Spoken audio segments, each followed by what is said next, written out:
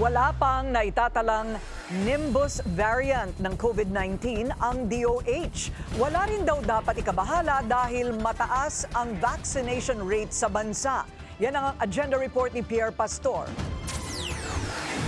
Ligtas ang mga nabakunahan noong kasagsagan ng pandemya sa bagong COVID variant na Nimbus ayon sa mga eksperto. Ang ating immune system ay merong memory. Natatandaan niya kung sino yung nakilala niya. Di tulad ng iba na kinakalimutan na lamang. Yung ating immune system, once nakilala niya yung sakit, forever niyang maaalala. At kung kailangan, i-activate niya yung kanyang sarili.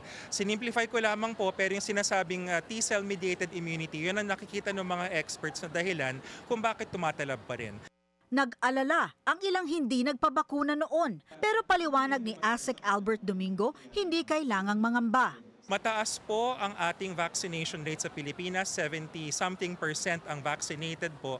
Kaya yung sinasabing ring-fenced or herd immunity, HERD, sa Tagalog po, pinapaligiran ng mga bakunado, yung pong mga hindi nabakunahan. Kaya hindi ganong kadali yung paghawa ng mga sakit. Ayon sa DOH, wala pa ring Nimbus variant sa Pilipinas. Walang bagong sintomas na lumabas. Nagkakalagnat pa rin na kagaya ng sa ibang variant at masakit naman talaga ang sore throat.